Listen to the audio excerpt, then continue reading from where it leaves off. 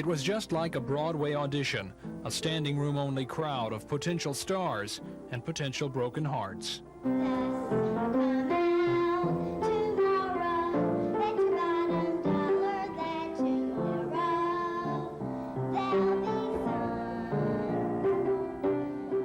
They all came to find and try to claim their places in the Montgomery Little Theater's summer production of the Broadway musical Annie.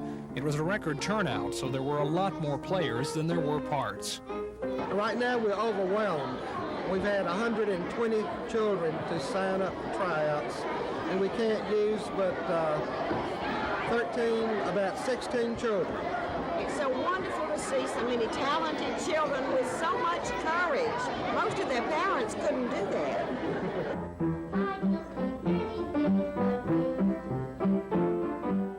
The competition is tough, sometimes tougher on the parents than on the children. It seems everyone would like to be the little orphan girl who goes around with a raggedy dog named Sandy, but it takes more than just singing.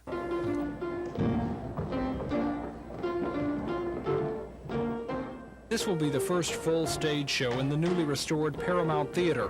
It starts July 7th, but until the casting is complete, some can hardly even wait until...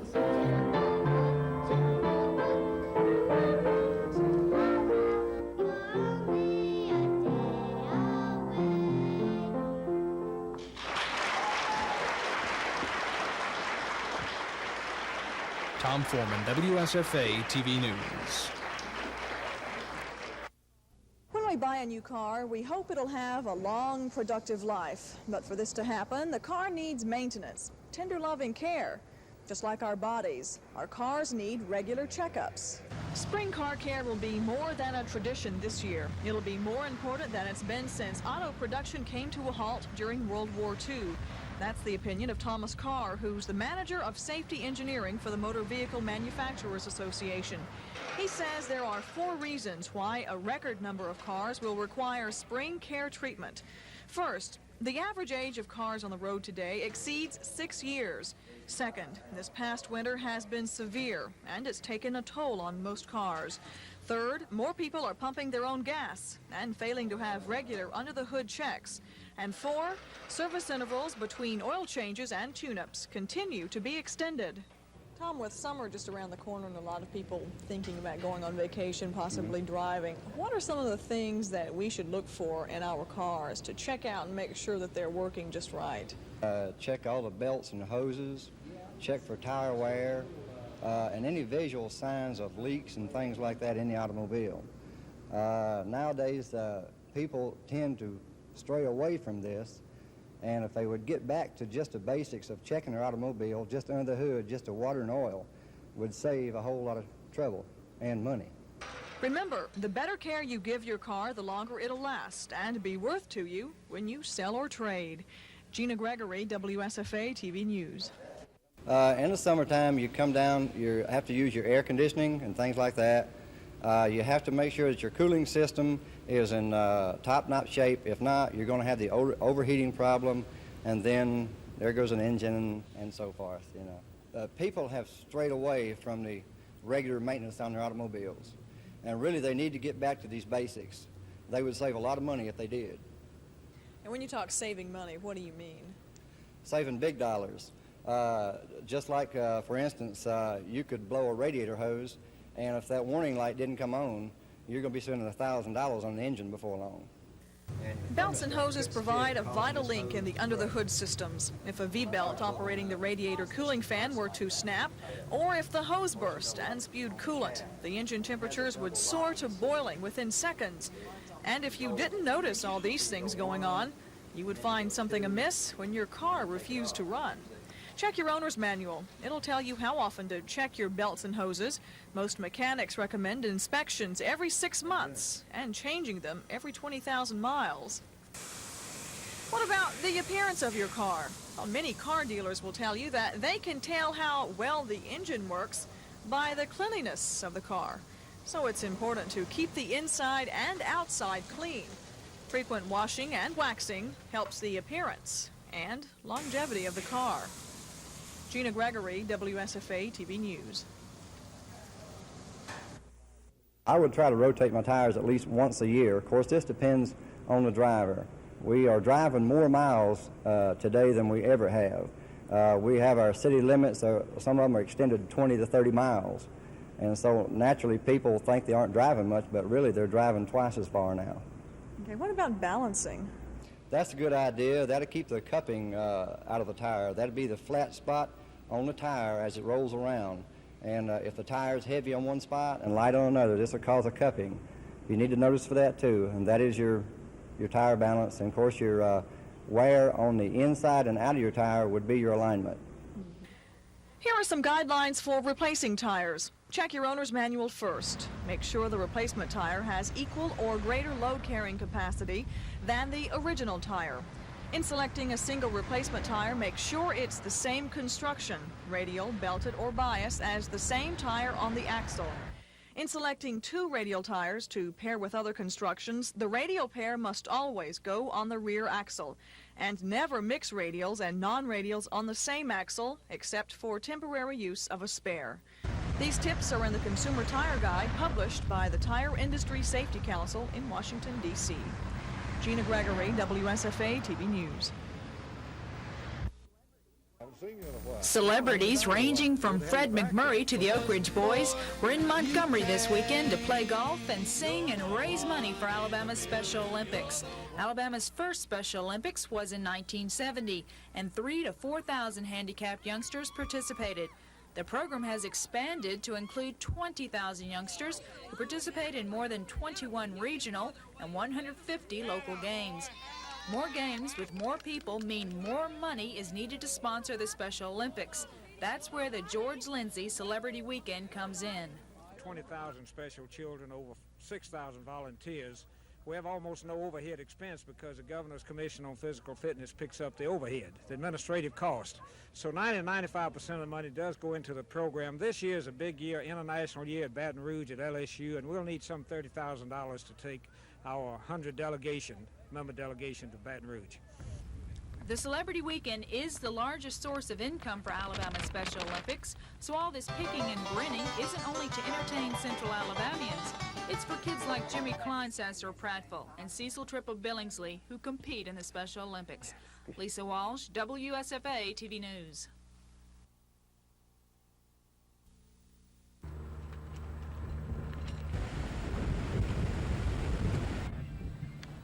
As the strong wind blew, the golf scores sailed this afternoon at Arrowhead Country Club. But no one really seemed to mind. It was a day for meeting the celebrities. And on hand to rub elbows with a large crowd were a number of well-known sports celebrities. Surely you recognize the man under that cowboy hat, Bum Phillips, coach of the New Orleans Saints, in town for his first celebrity weekend. I've been to Montgomery a lot of times. I've never came to this golf tournament, but I'm awful glad I did. It's really a splendidly organized and ran tournament. It's the best one I've ever been to. I shouldn't have to identify this man. Although not wearing a customary red sweater, Ray Perkins was well recognized and greeted warmly by the crowd. He's been to several celebrity weekends, but never as Alabama's football coach. Well, it's a great feeling. It's a great feeling being back home, and one of the things that makes it a great feeling is the people, the reception that they've given. It's just been nothing short of great. Perkins' counterpart at Auburn, Pat Dye, was on hand for his third celebrity weekend. It's really a special occasion for me, and I'll get a lot more out of it than I put into it, I promise you that. Charlie McClendon, the former LSU coach and current head of the College Football Association, has never missed a Lindsay weekend. He, along with many others, including the late Paul Bear Bryant, helped make this weekend the special event it is. You know, I think you'll see some of the marks that he left for years to come, and I know today at our breakfast this morning we certainly remembered him, and I think everybody certainly feels a great loss there. And we can't leave out this sports celebrity. Well, he did play football at Walker County High School. He spends most of his time now doing a little acting and devoting untold hours to help the state's mentally and physically handicapped, to which all proceeds for the Celebrity Weekend go. But it's difficult to put into words what all this means to me. I guess the easiest thing to say is it helps a lot of folks. And I thank you. With new home construction facing a slowdown for the past several years because of high interest rates and soaring inflation, home builders saw no need for the annual parade of homes in Montgomery. However, this year is different. For the first time in 9 years, builders say the pictures improved so much they'll feature a single-site tour of 12 new homes to illustrate the latest trends in residential construction.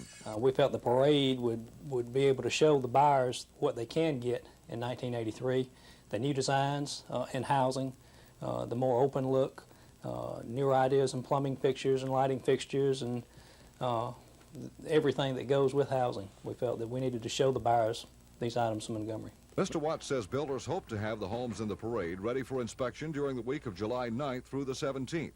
He says if the current trend continues, housing starts for the year will approach the 1,000 figure, which will have a dramatic effect on the area's economy. If we had 1,000 starts, it'd create 1,759 new jobs in the Montgomery area, plus an enormous amount of building material and supplies that will go in these houses. And then the things that go with the new houses as far as the drapes, the appliances, the washers and dryers, refrigerators, even gets into the power tools that the people will buy to go with the housing and fencing, and burglar alarm systems, and just a tremendous ripple effect that goes with the new housing. Mac Carmack, WSFA TV News. The houses will be... In the summer of 1979, Evans told reporters he wanted to make a point about the death penalty in the state of Alabama. I choose this now to show the barbarity of electrocution and the death penalty in general. He received a stay the next day that lasted 4 years. Friday night, he was strapped into the electric chair, and it took prison officials 3 tries and 14 minutes before doctors would declare him legally dead. John Evans was burned alive tonight by the state of Alabama. Prison spokesman Ron Tate, speaking for officials and reporters who viewed the execution, says, "I think everybody in that room was shaken by what they saw. We all expected a nice, neat package, but it wasn't there." State Representative Jim Smith of Huntsville has pre-filed a bill in the legislature calling for the method of death to be changed to lethal injection. Representative Smith called Evans' execution gruesome and said hanging would be a lot more humane than the electric chair. Mr. Tate didn't comment on whether the Prison Commission would like to change the method of death to legal injection, but he did say it would be interesting to see how Representative Smith's bill does in the legislature. Representative Smith has introduced the lethal injection bill on 3 separate occasions, and each time it's failed to come up for a full vote. Tomorrow, the Senate Judiciary Committee could vote on the matter. Representative Smith, who's in favor of the death penalty, says if his bill becomes law, more juries will return the death penalty verdict. He says in the past, some juries have had weak stomachs when it's come to electrocutions, and he feels that juries will find lethal injection a more acceptable form of death for the accused. Don Phelps, WSFA TV News.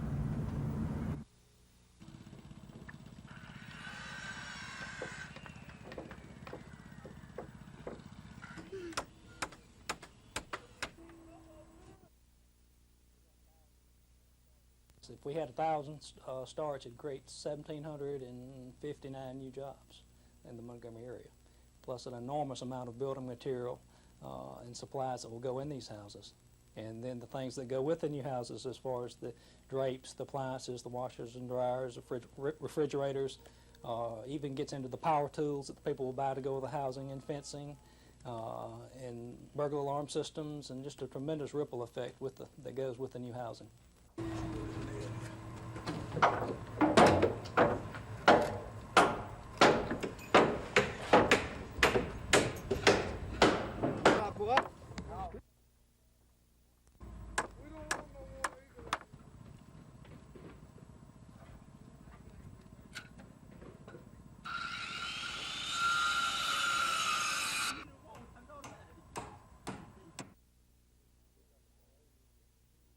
We felt the parade would be able to show the buyers what they can get in 1983, the new designs in housing, the more open look, newer ideas in plumbing fixtures and lighting fixtures, and everything that goes with housing. We felt that we needed to show the buyers these items in Montgomery.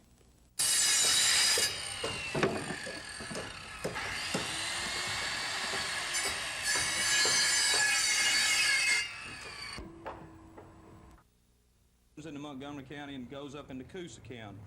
We also have 2 state Senate districts. The law seat with no incumbent persuasion have open access to the decision. The best way of allowing access committees. That means the chairman and all the members of the executive committee are invited to the meeting.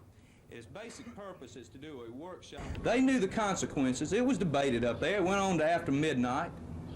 So the legislature has caused their own problem, and now they're trying to back out of this thing. And I'm calling on the people of Alabama, I'm calling on the good Democrats of this state to get behind me and my efforts, get behind and call their county chairs and tell them they support having an open primary, call their state Democratic Executive Committee, call the state party. That number is 252-4143 in Birmingham. And every time he come by, that guy wouldn't say a word to him. Then finally, about on the 20th year of this guy comes out and sticks out this big roundhouse chairs and tell them they support having an open primary, call their state Democratic Executive Committee, access to the decision-making process at all levels of the Democratic Party. And that includes where there's a possibility of 3 or 4 people from Elmore County. And they knew the consequences. It was debated up there. It went on to after midnight. So the legislature has caused their own problem, and now they're trying to back out of this thing. And I'm calling on the people of Alabama, I'm calling on the good Democrats of this state to get behind me and my efforts, get behind and call their county chairs and tell them they support having an open primary, call their state Democratic Executive Committee, call the state party. That number is 252-4143 in Birmingham.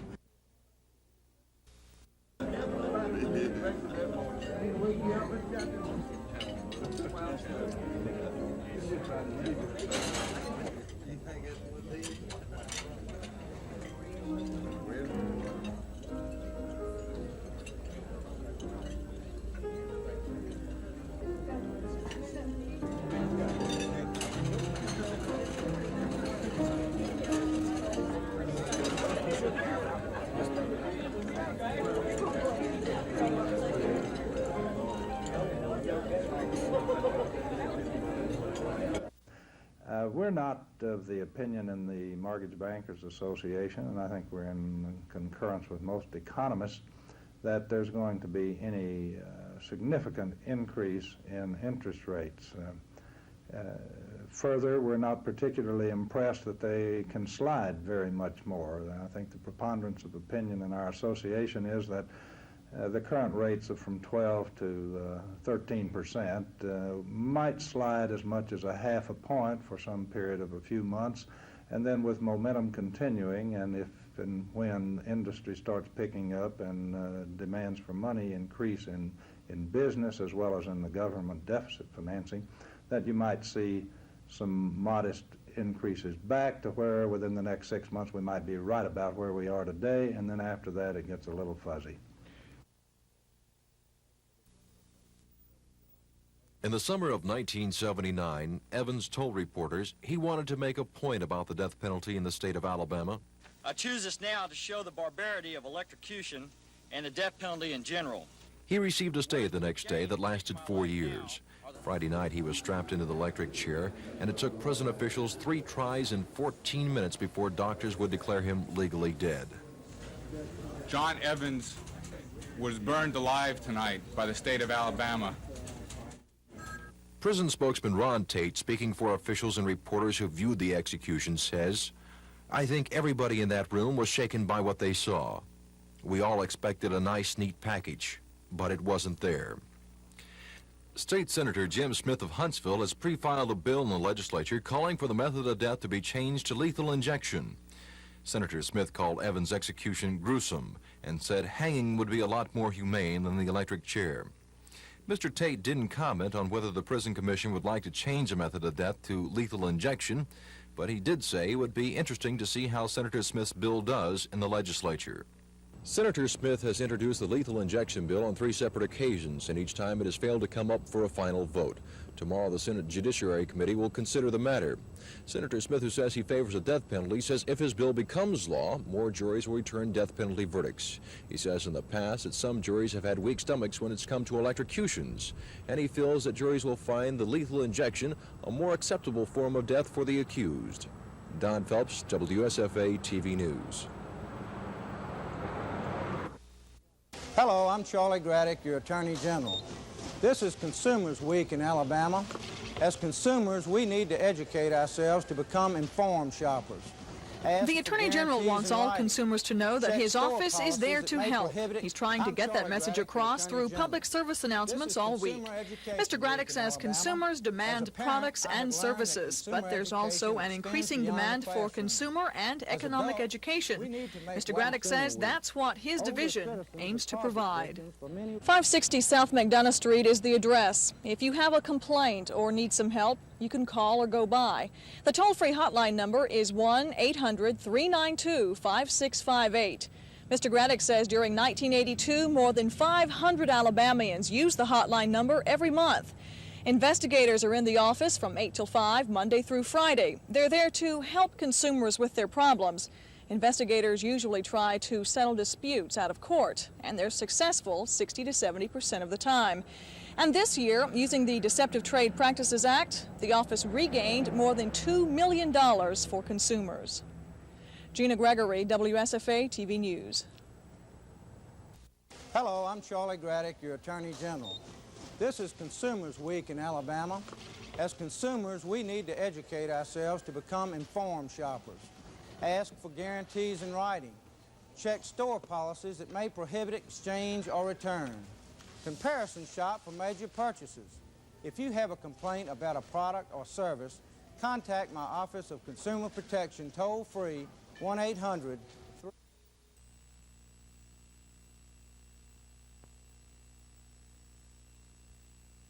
Americans do not have ready access or equal access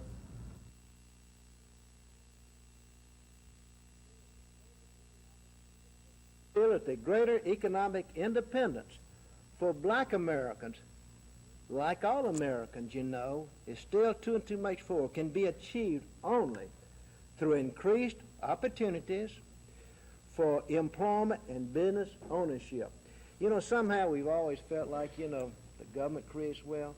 Well, when it begins to create wealth, I want to see it, because this country operates on what it gets from the people that are producing stuff.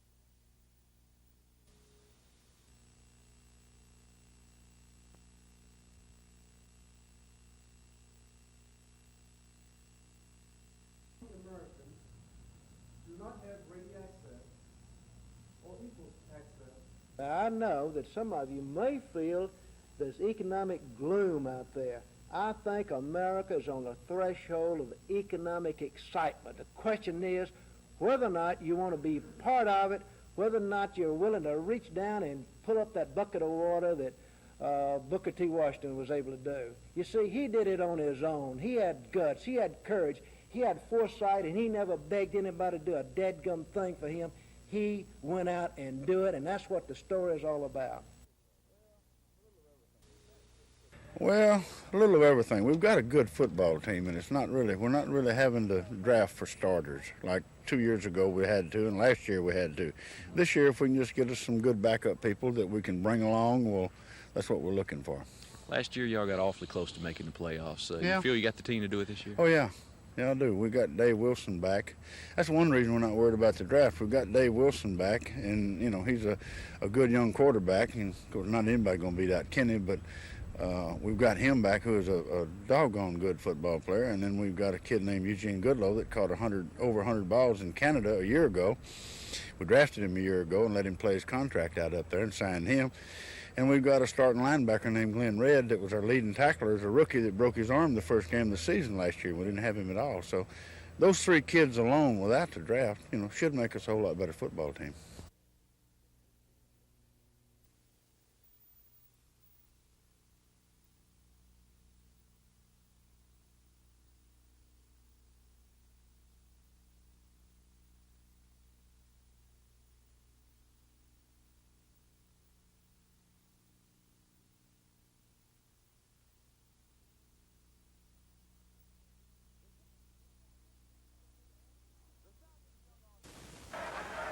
The Stallions' young offense has struggled all season, averaging just 12 points an outing before yesterday's game. Rookie quarterback Reggie Collier led a 200-yard-plus rushing attack against the Oakland Invaders, scoring on a 17-yard play here for a 7-0 Birmingham lead. Some little things is keeping us from putting the ball in the end zone, you know, jumping off sides, a penalty here and there. You know, I think we've gotten to the point now where we're eliminating those type of mistakes, and now we're kind of on the roll, really, to where we can put points on the board. I believe we proved to ourselves and everybody else that we can put some points on the board. In the second quarter, a 90-yard drive ended with Earl Gadd going in for the game winner from 5 yards out. The Stallions led 14-0. In the fourth quarter, Birmingham put it away. Cornelius Quarles took the handoff on the delay and raced 25 yards for a 21-7 lead. The Stallions defense did the job from there, sacking quarterback Fred Basana 7 times and going on to win the game 21-9. Our defensive line controlled the line of scrimmage. I think they had 44 yards rushing. We had 7 sacks. Our coverage was good in the secondary. And that's where it starts. And today we did what we had to do in the second half. When we had to protect the lead, it wasn't the third down that killed us as it has in the past. I believe that electrocution is much more of a deterring type punishment than lethal injection. I truly do not believe that the criminal should simply be put to sleep, particularly after what they have done to the victim and the victim's families. And let me go further and say this, that lethal injections will create and cause potential legal problems with regards to the capital punishment laws in the state. Have been fingerprinted at one time or another, but I feel sure I wasn't. Numbers and Categorize it. Maybe there's an elderly person that's beginning We should to cover their mouth. maybe wander around a little. We can still do that for a guardian. Have been lost or missing. I expect possibly some public service announcements, hopefully. Program in Virginia, North Carolina, South Carolina, Georgia. Been notified yet, tell you the truth. I can't see where any Later, or Louisiana.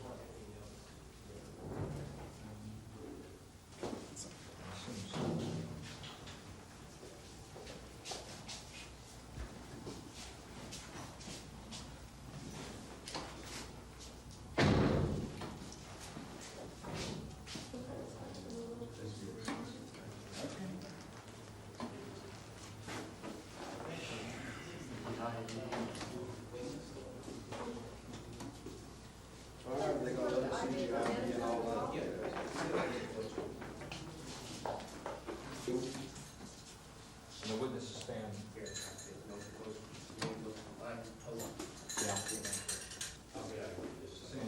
go ahead, Bishop. What happens right here?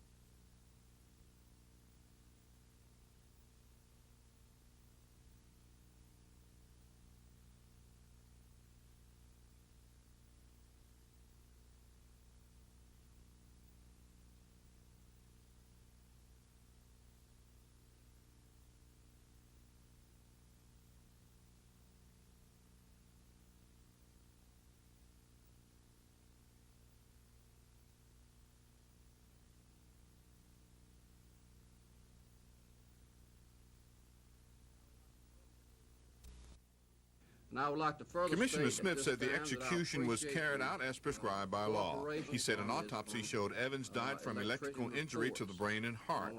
Commissioner Smith also said reports that Evans was burned alive are incorrect. And to clear up other conflicts over the execution, he said, there have not been any malfunctions, there were not any malfunctions, and there were no mistakes made whatsoever in the execution of John Lewis Evans.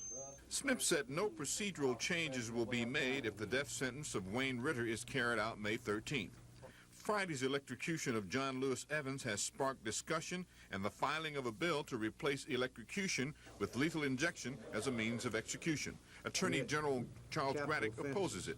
I believe that electrocution is much more of a deterring type punishment than lethal injection. State Senator Jim Smith says his bill filed today would provide a more humane method of execution. They gave the guy the sodium pentothal, which was hooked up to an IV, and he closed his eyes, he yawned once, he went to sleep. About 30 seconds later, he coughed once. A minute later, he stopped breathing, and, a few minutes later, they pronounced him dead. This is Norman Lumpkin, WSFA TV News reporting. Today marked the 117th year the Ladies Memorial Association gathered to remember the Confederate soldiers who gave their lives in the war between the states. Montgomery Mayor Emery Falmer told the crowd, the men and women of the Confederacy should be remembered not only because they fought for their beliefs, but for having the fortitude to return to a South almost destroyed during the war and rebuilding it to what it is today. As the ceremony was going on at Oakwood Cemetery, State Representative Alvin Holmes was drawing up a bill to combine Confederate Memorial Day, Robert E. Lee's, and Jefferson Davis' birthday into a single state holiday, and to add Martin Luther King's birthday as a new state holiday. I understand the Confederacy has some historical significance. I understand that. But what we should do, at least just have one holiday instead of 3 holidays, and all of these Confederate flags and all these Confederate plaques should be moved over in the first White House of the Confederacy and not in the state capitol where visitors come from all over the country. This is the 8th year Representative Holmes has sponsored this legislation. Matt Carmack, WSFA TV News. Good foreign relations. He was chairman of the very good about that. Folks, is that all you want now? Looking, if you please, the true strength of America, and that's our unity of purpose. And we need a president to reach out. We are pulling apart with all of these different issues. We denying, we dismantling, we dividing. In Washington today, we're putting, with this assault on government, there's no question in my mind of business against labor, rich against poor, black against white. We're becoming divisive just at the time we need to be pulling together.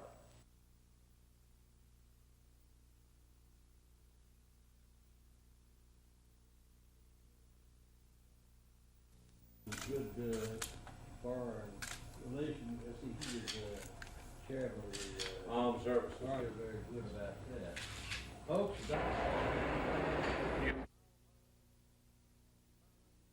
our politics, our balance in this part of the country, our realism is just exactly what the nation is looking for. I'm running with pride from this particular section, not apologizing.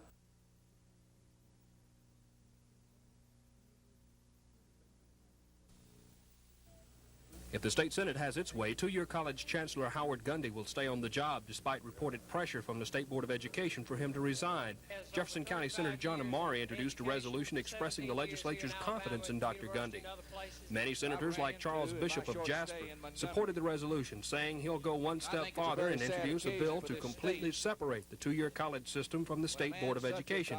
He wants a new board just for junior and technical colleges. Also in the Senate, debate on the proposed new Constitution got off to a rather lackluster start. Senate officials had to ring a bell to summon members of the upper chamber to hear an explanation of the bill. Tuscaloosa's Ryan DeGraffenreid, the sponsor of the bill, says he'll take several days to explain the lengthy document, article by article and section by section. One of the first changes Senator DeGraffenreid explained was in the Bill of Rights.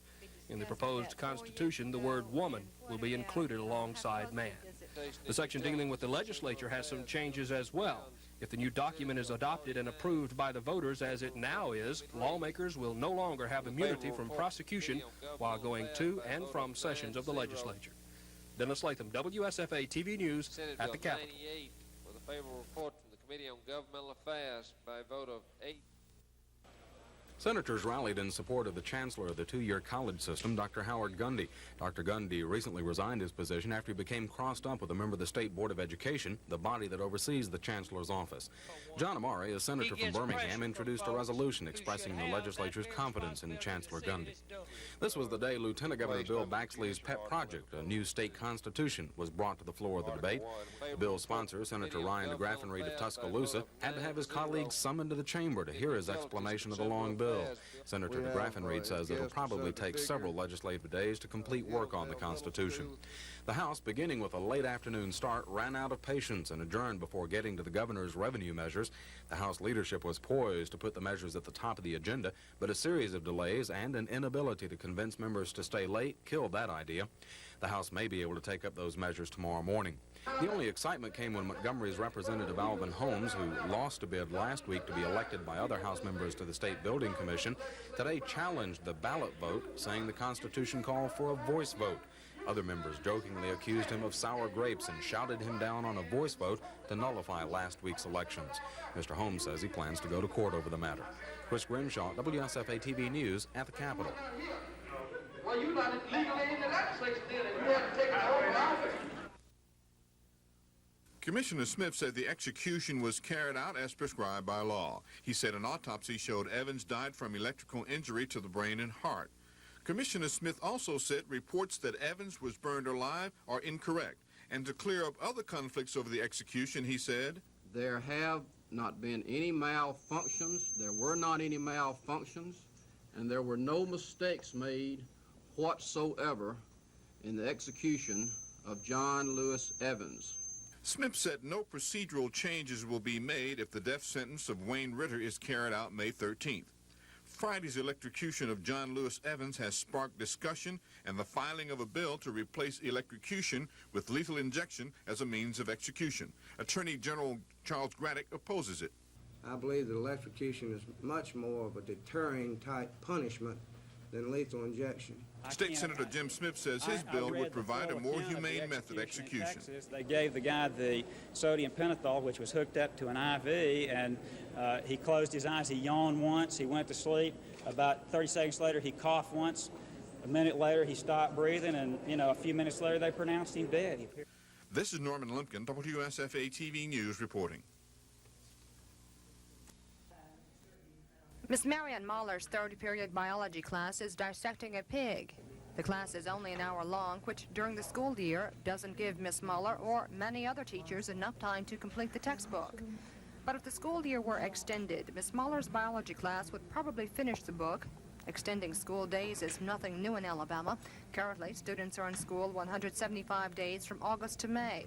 But a proposal recommended 10 years ago would have had students and teachers in school 5 days and 10 days longer than they are now. Our school year lengthened.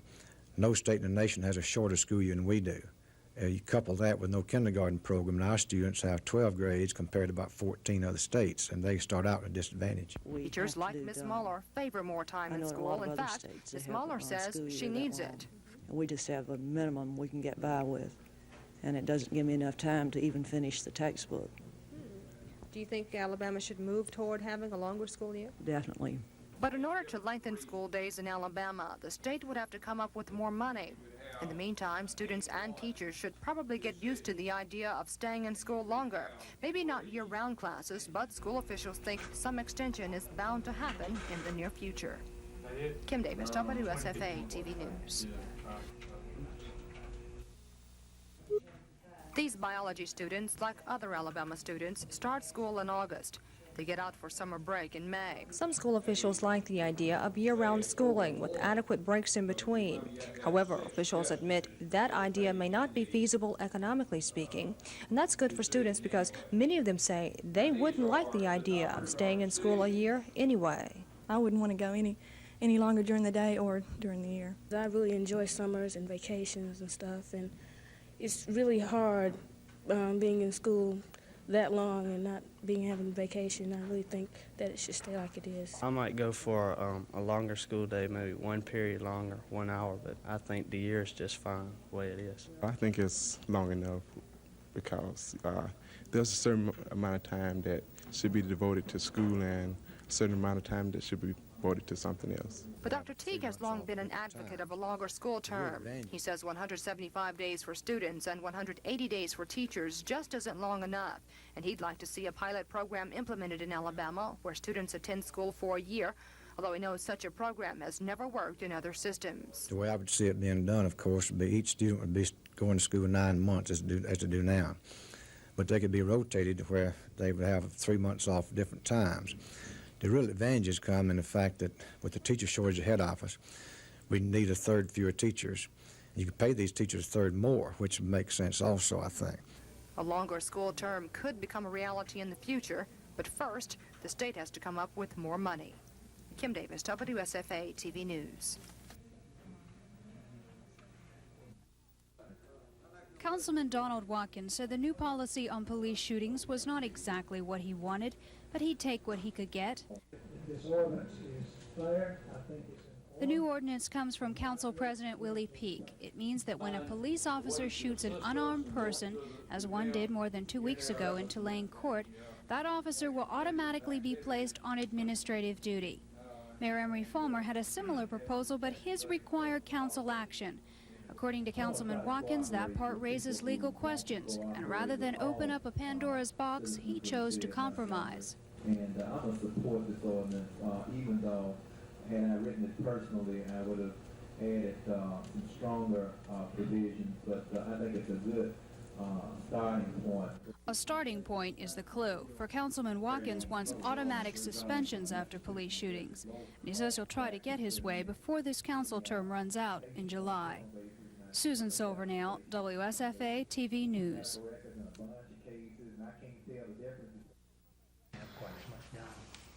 Qualifying for permanent resident cards is a major step toward getting citizenship papers. But even this takes time. Forms asking for information on everything from educational background to family health must be filled out and approved by immigration officials. Fingerprints must be taken and a passport-sized picture must be attached.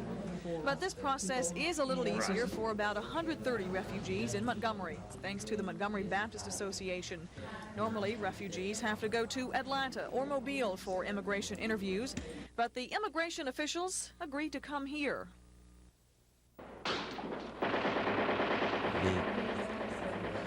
Communists took our country, and we had to move to Thailand, and the American people and go there and interview us to come to United States. So you had to get out, is that right? Yes. Many of these refugees fought against the communists in local military units and were forced to leave because they feared for their lives. More than 600,000 Indo-Chinese are in this country, 2,500 in Alabama. Gina Gregory, WSFA TV News. A national commission has recommended broad changes for American high schools because educational standards are being overrun by mediocrity. Lee McCarthy has more. The report recommends sweeping changes in American high schools. Among them, expanding the school year to 11 months and assigning more homework, requiring more English, math, and science for a high school diploma, stiffening college entrance requirements, paying teachers more, and grading their performance. The commission admits those recommendations will cost a lot more money, and Education Secretary Bell said most of it will have to come from local government. We believe in local and state and private control of education, and that we ought not have a powerful entity in Washington that has responsibility for putting out regulations and usurping power and control in that regard. Bell said the Reagan administration remains committed to dismantling the Department of Education. Most educators praise the report, but many doubt that Americans are willing to invest millions more in education. The commission expects its report to stir up controversy. It hopes to start a debate over how much Americans really are willing to pay for quality education. Lee McCarthy, NBC News, Washington. You didn't have to have an appointment to have your eyes checked today, nor did you have to pay for a sickle cell test. All you had to do was fill out the forms and decide which of the health services you wanted, and there were several vital screenings to choose from. Some people had their blood tested, the only test they had to pay for. Everything else, like having blood pressure taken, an anemia test, or finding out how much you weigh, was free. That's been the sole purpose of the National Health Fair, a project which started 11 years ago. The program gives people 18 years and older a chance to find out how their health is at no cost. And health fair coordinators say that's good, especially when many people can't afford to visit a doctor. Healthcare costs are skyrocketing, and it's very important for people to be aware of their own health, and if they come to a screening like this, they can see where they might have a potential problem and then can be referred to other agencies, free agencies or their own physician or whatever, to take care of the problem. And there might be something that we could nip right in the bud now. Officials expect about 500 people to take advantage of the free services at the health fair in Prattville. The program continues statewide through Saturday. Kim Davis, WSFA TV News. He brought you over here.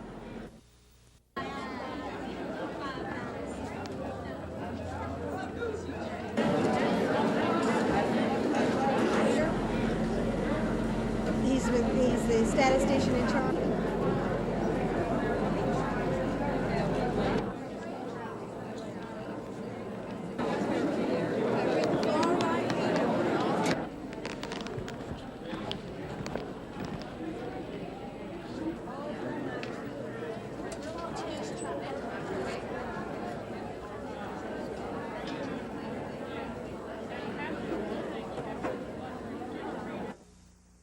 And I think a lot of the credit for their professionalism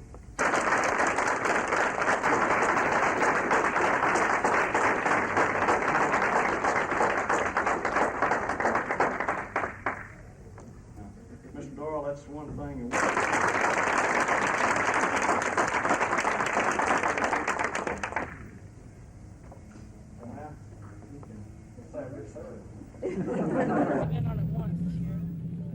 Before you are some hungry Alabama lawmakers chowing down. Barbecue, beans, slaw, the works.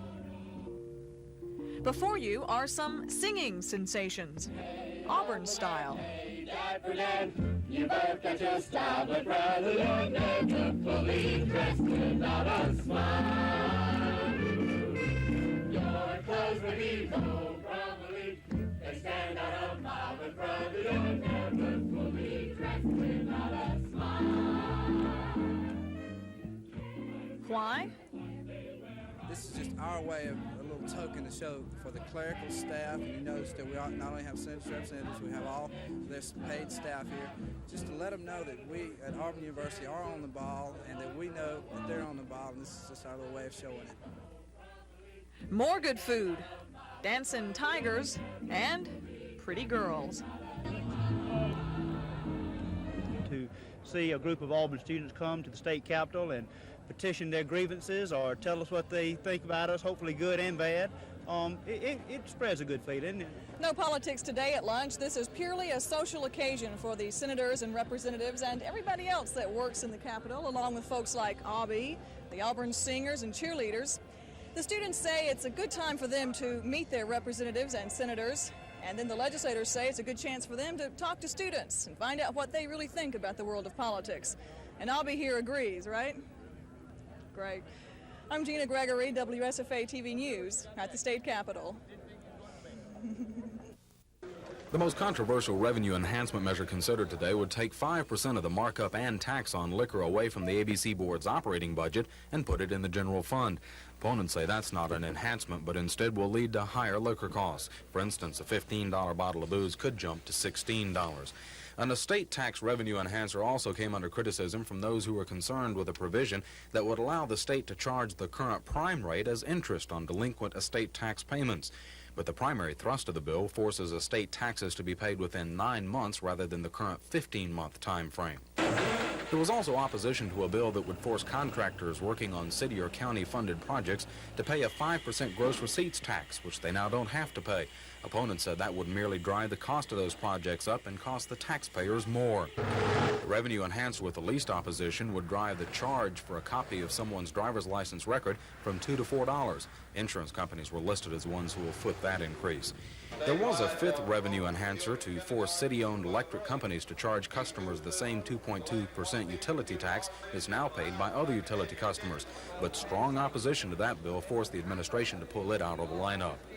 Labor lost a battle this morning when the House Business and Labor Committee postponed a bill creating a prevailing wage. Prevailing wage means contractors on state-funded projects would have to pay a regionally formulated pay scale to its workers. Labor calls it a fair pay scale. Business says it would drive construction cost up by as much as 30%. That bill will resurface next week. The Senate's day was spent working on crime legislation and the new proposed Constitution. Dennis Latham has more.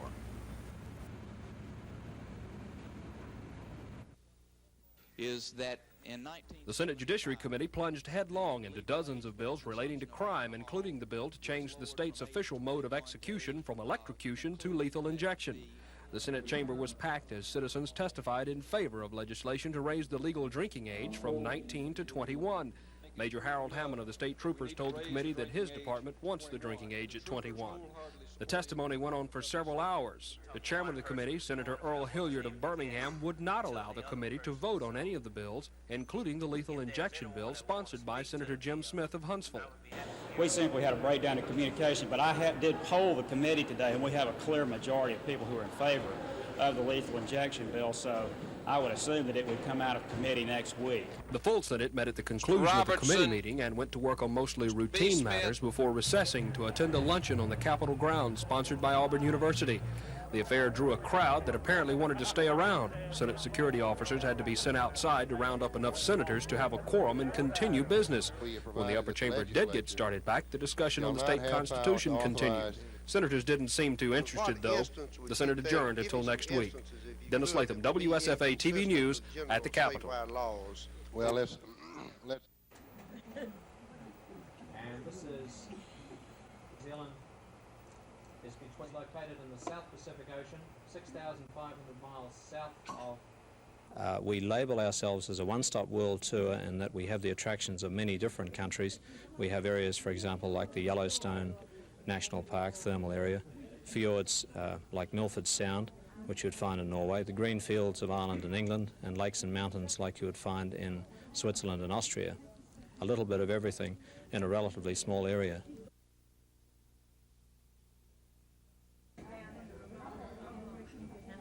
Green grass right across the whole country. This is in the central North Island area. These are some of our 60 million, the gateway city for North American tourists. This is taken from 4,500 feet. Looking on the background, average 8 to 9.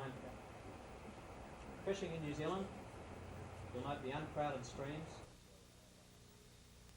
My name is John Evans, and I'm on death row in Alabama, and I'm scheduled to be executed in about 4 days. I felt that there are some important things that I should say, and if you're smart, you're going to listen, and you're going to learn a little something. I'm here for committing murder, for killing a man. I cannot give back the wife or husband. I can't give back the kids their father, you know. And taking the life of another human being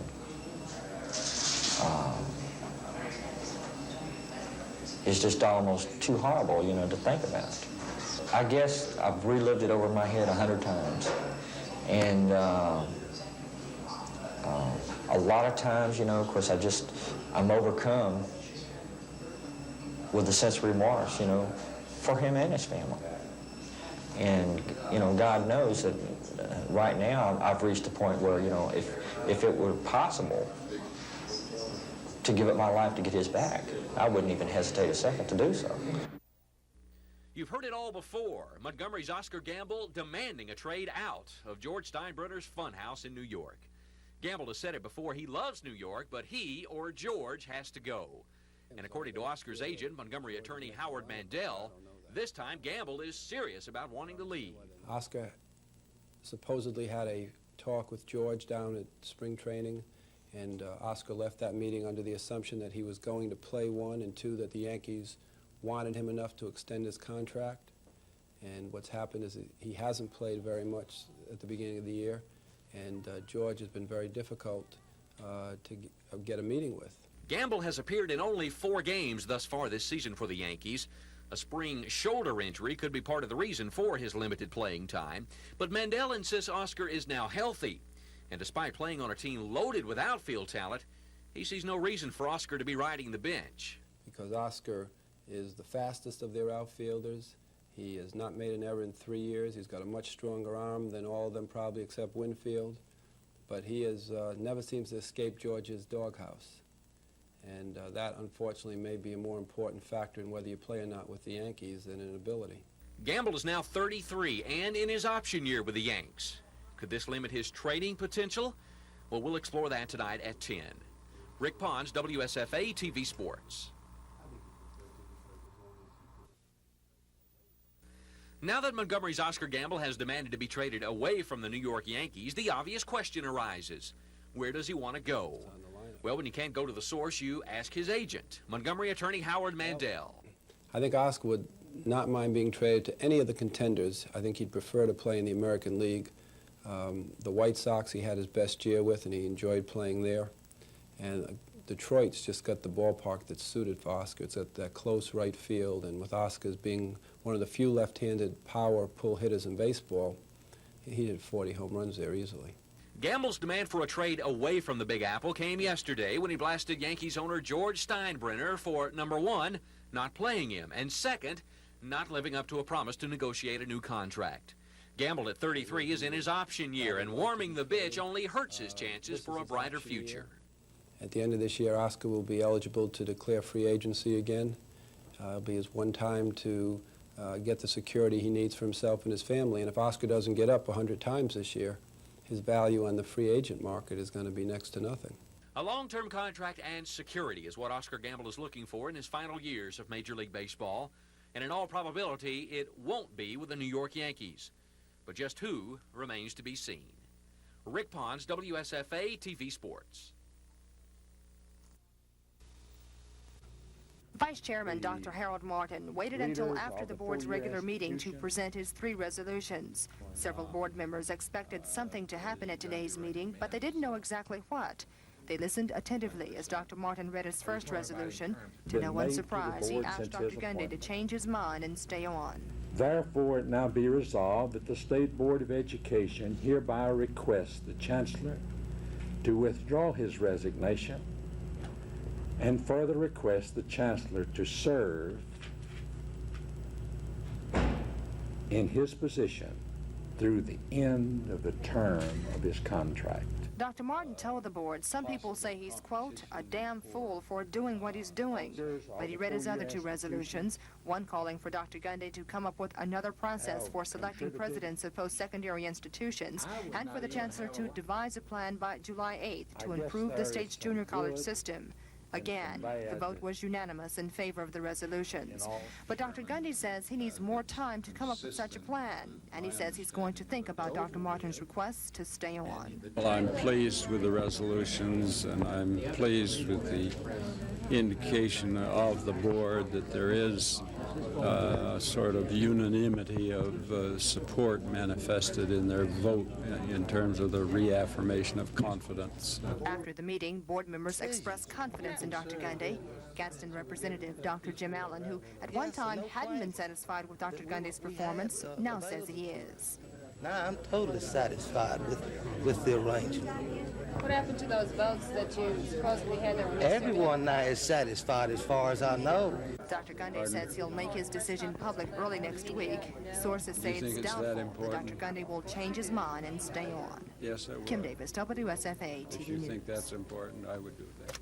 Thank you. And you know, because your lawyer has told you so, that the laws of the state of Alabama include certain merit system protections for merit system employees. I know they have their rights. And you know, this is the hardest thing in the world for me to let somebody go. I'm not doing this because I dislike Jim Pugh. Well, it may not be because you dislike Jim Pugh, but isn't it because you like somebody else a little bit more? No, sir.